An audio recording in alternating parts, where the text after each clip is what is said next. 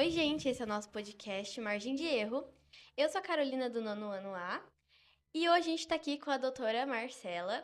Ela é promotora da Justiça de Porangaba e hoje a gente vai ter um pouco de podcast com ela. Ela veio aqui na escola dar uma palestra sobre a Semana de Não Violência nas Escolas. Sim. E doutora Marcela, para quem ainda não conhece, o que faz exatamente uma promotora da Justiça no dia a dia? Bom dia, primeiramente, Sofia e Carolina. Obrigada Bom pelo dia. convite para estar aqui falando com vocês. Fico muito feliz e realmente honrada de poder estar conversando aí aqui dentro da escola Coronel Castanho. Para falar o que faz um promotor de justiça, é importante a gente primeiro explicar o que faz o Ministério Público. O Sim. promotor de justiça é um membro do Ministério Público. E o Ministério Público é uma instituição prevista na Constituição Federal para proteger os direitos da sociedade e proteger também a execução da própria legislação, já que a legislação ela foi ali elaborada também por representantes da sociedade. Então, a gente trabalha em diversas áreas. A gente trabalha na proteção do meio ambiente, na proteção dos direitos da infância, dos adolescentes, das crianças, também no patrimônio público, na saúde pública e também tem uma grande área de atuação no aspecto criminal, no combate à violência doméstica, nas próprias ações criminais, no tribunal do júri. E a gente também tem duas formas ali, em regra geral, para a gente trabalhar no Ministério Público. A gente às vezes trabalha nessa parte mais ativa, em que a gente vai demandar, então a gente vai fiscalizar e vai demandar aquele direito. Então, por exemplo, nas ações criminais, a gente que ingressa com a ação penal, a gente que ajuiza a denúncia. Né? Mas também em outros direitos a gente atua fiscalizando, para que a gente veja que aqueles direitos eles não estão sendo violados. Por exemplo, se tem uma criança ou um adolescente em uma ação de família, uma pensão alimentícia, por exemplo, os pais que vão estar ali nos polos, né, das ações, a criança ou adolescente também. Mas a gente atua fiscalizando esse interesse, para ver que se o interesse dessa criança ou desse adolescente não está sendo violado. Então também tem essa função que a gente chama de fiscal da lei, fiscal daquele direito, né? Mas, enfim, eu sempre falo também que eu fico muito feliz de falar, né, de promotor de justiça, né? Eu acho que é muito bonito, assim, eu fico, né, muito feliz quando eu falo, porque a gente realmente, diariamente, busca assegurar esse ideal de justiça ali na nossa atuação. Sim. E o que a inspirou a seguir essa profissão voltada para a defesa da sociedade e das leis? Eu sempre quis trabalhar com algo que tivesse relevância para a sociedade. Eu nunca pensei em trabalhar com algo mais no aspecto particular. Eu sempre pensava isso, em trabalhar para a coletividade, para a coisa pública, e aí isso levou também ao fazer direito, e dentro da faculdade de direito pensar em funções, em atribuições que tivessem esse perfil. E eu acho que o Ministério Público a gente consegue ali juntar tudo isso, porque tanto a gente trabalha em favor da sociedade, então para uma coletividade, como também a gente tem uma independência funcional, ou seja, eu não estou protegendo uma parte, então eu não tenho que demandar em favor de uma parte, defender os direitos de uma parte única. Eu tenho ali uma independência para ver dentro daquelas situações o que é mais correto, o que é mais justo, o que está de acordo com a legislação. Então, a gente tem um objetivo de proteger a sociedade, mas a gente também tem uma independência na nossa atuação. Isso é muito bom. Muitas pessoas também confundem o papel da promotora com o da delegada ou do juiz. A senhora poderia explicar de forma simples qual é a sua principal função na justiça? Sim, realmente, as pessoas confundem muito. Muitas pessoas não sabem realmente o que um promotor faz. Eu falo, nem minha família sabe o que eu faço. Porque, de fato, a gente acaba que o sistema de justiça é algo que fica realmente à parte, às vezes, da sociedade. É algo meio que místico, realmente, né? Que as pessoas não conhecem a fundo. Mas a gente tem ali as funções. O juiz vai ter a função de julgar aquele caso que chega até ele. Então, ele não vai poder Sim. começar a atuação, né? Então, alguém tem que demandar esse juiz. E quem é que demanda? Normalmente o Ministério Público ou os próprios advogados, ou procuradores, ou defensores públicos, tá certo? Então, a gente tem várias funções aí, né? O Ministério Público, como eu falei, a gente é um órgão que a gente é independente, a gente não atua aí, em favor de uma parte específica, a gente atua em favor da sociedade. Então, a gente pode ajuizar ações, né? Então, pedir alguma providência judicial ali também, tá certo? E aí a gente tem os advogados particulares, né? Quando a pessoa precisa aí ter seu direito individual protegido, pode nomear um advogado, que ele vai fazer também as petições ali no processo. Quando a pessoa não pode pagar, a gente tem a figura do defensor público. Então ele vai estar protegendo o direito daquela parte, mas sim, os custos eles são pagos pelo próprio Estado.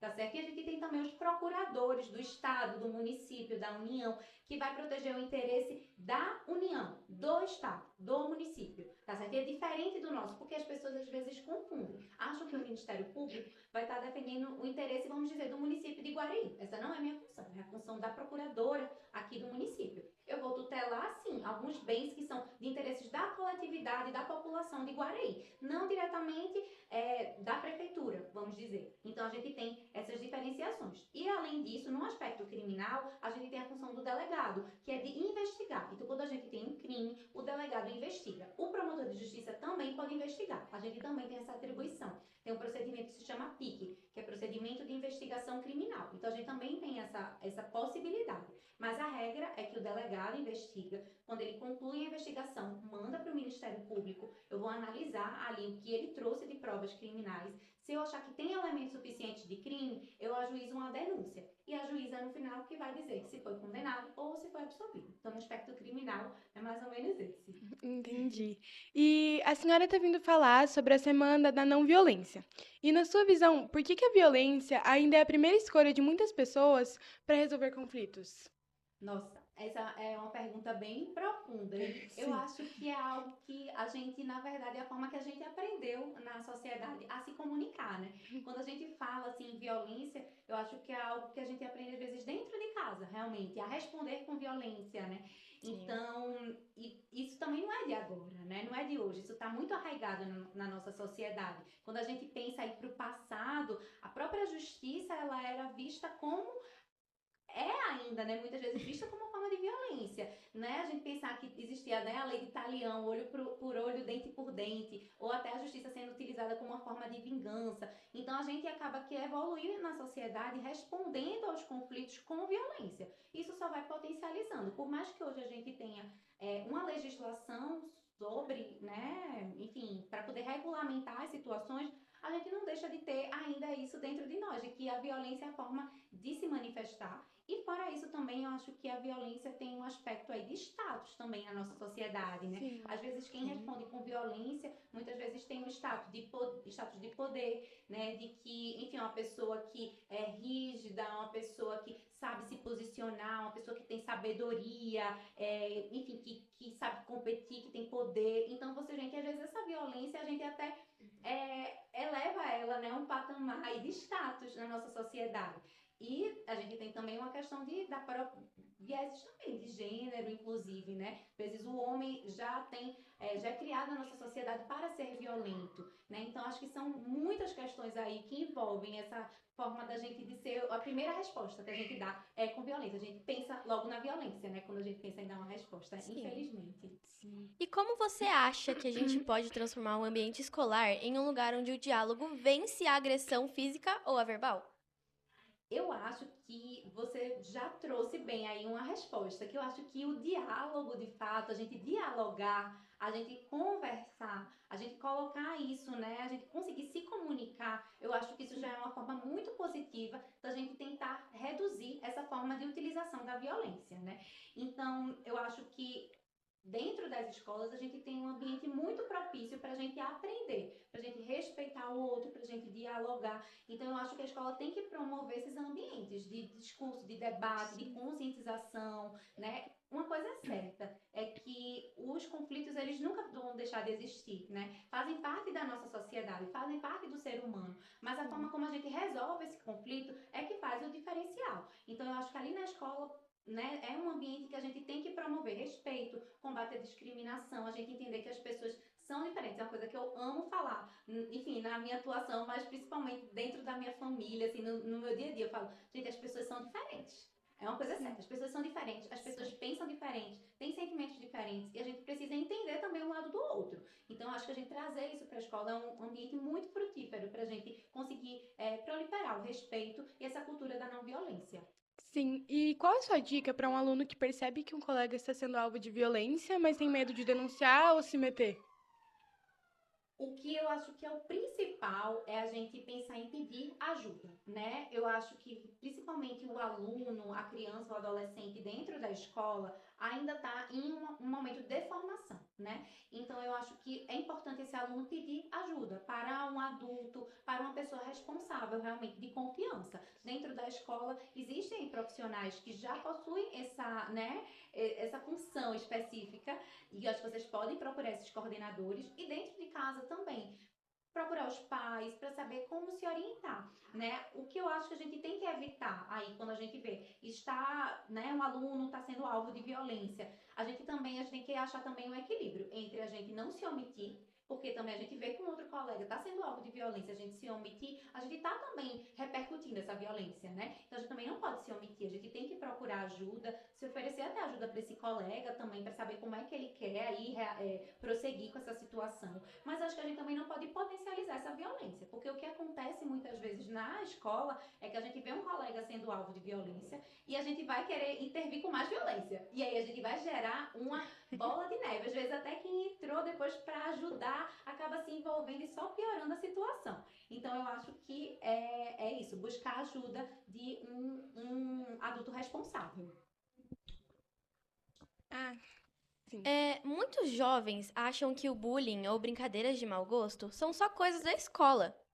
A senhora poderia nos explicar que tipo de consequências legais esses atos podem ter para quem os pratica?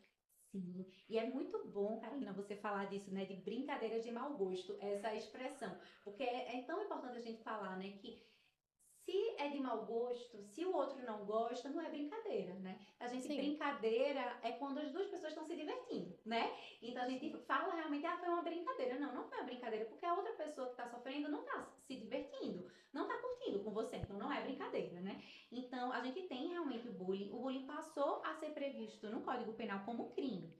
É um crime que ele é previsto com a pena de multa, mas se ele for praticado virtualmente, ele é previsto como um crime de detenção de prisão, pode até levar à prisão, né?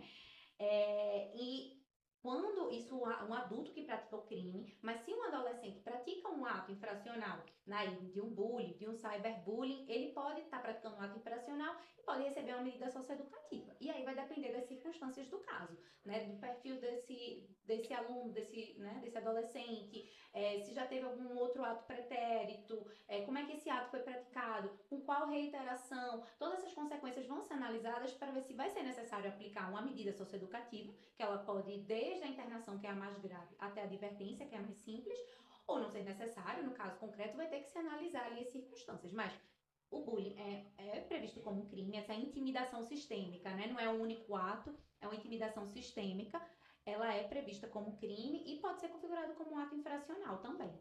Sim. E hoje, muito da violência acontece nas redes sociais. Como ela encara o bullying virtual e quais os perigos para quem compartilha ou cria esse conteúdo? Sim, como eu falei, o próprio crime, o cyberbullying, ele também é previsto e possui uma pena mais grave, ou seja, o cyberbullying é mais grave do que o próprio bullying presencial, né? Até porque a pessoa se esconde ali, às vezes, atrás daquelas redes sociais e vai compartilhar ali coisas, né? A gente às vezes até escuta falar. Será que você teria coragem de falar isso que diretamente para uma pessoa, do que você falou, né? Atrás das telas? Então, é um crime, pode ser configurado um ato infracional, mas também é importante a gente falar, também existem outras consequências aí, também administrativas, das vezes o próprio derrubar a rede ali, redes sociais, então as plataformas elas têm a obrigação também de fazer esse monitoramento do que está ocorrendo ali dentro das redes sociais, também configurar até uma infração civil, porque você pode causar um dano moral na outra pessoa, e essa pessoa pedir uma indenização para você, também é possível essa previsão. É... A partir do momento que uma brincadeira deixa de ser algo inofensivo e passa a ser uma conduta que precisa de intervenção da promotoria? Isso, essa, como a gente falou, né? Às vezes essa inicia-se ali com a brincadeira, começa a tomar outra proporção, o outro deixa de gostar, isso vai escalonando esse nível. E em que momento ele chega ali na promotoria? Normalmente chega a partir de uma violação de fato do direito do outro, né? E aí, quando normalmente vem um registro na delegacia de polícia, depois vem pra gente no Ministério Público. E o que é também interessante é que eu atuo aqui na promotoria de Porangaba, eu sou a única promotora. Então, eu atuo em todas as áreas que tem do Ministério Público, eu trabalho sozinha aqui. Então, ou seja, eu vou trabalhar na área da infância, na área criminal, na área da infância tanto infracional quanto protetiva. Então a gente atua dessas várias formas, porque às vezes um ato, ele não necessariamente vai ser um crime ou vai ser um ato infracional, mas ele pode configurar uma falta de proteção daquela criança, daquele adolescente. Imagine que precise ser encaminhado a um psicólogo, precisa de um assistente social, precisa de algum outro suporte ali de ser reinserido dentro da escola, a gente fazer um trabalho junto com os coordenadores e professores na escola também, para ver o que é que está acontecendo ali, que esses atos estão acontecendo dentro da escola, né? Então existem várias formas de se trabalhar dentro do Ministério Público e se chegar. Às vezes é uma coisa que às vezes é simples, um ato que é muito simples e chega na promotoria, porque por trás a gente tem uma situação muito complexa, né? Às vezes o ato, ele é o icebergzinho do conflito que está ali por trás, da violação de direitos, da desproteção que existe. Então a gente precisa ir trabalhando ali para poder entender como é que é esse contexto. Então a gente não tem nem como dizer assim, tal ato específico, tal gravidade vai na promotoria. Muitas vezes é um ato que seria até simples, a gente acaba atuando, né, em outras áreas, sem ser o criminal e o infracional. Sim.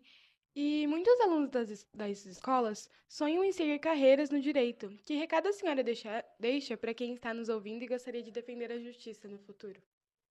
Eu deixo a mensagem de que realmente busquem seus objetivos. Eu acho que é muito importante é que os jovens hoje realmente tenham objetivos, tenham sonhos e que sigam atrás desses sonhos. E que acho que o principal que eu sempre falo é o estudo. O estudo, assim, muda vidas, muda a realidade das pessoas. Então, assim, não deixem de estudar, de ir atrás desse sonho. É muito bom a gente realmente.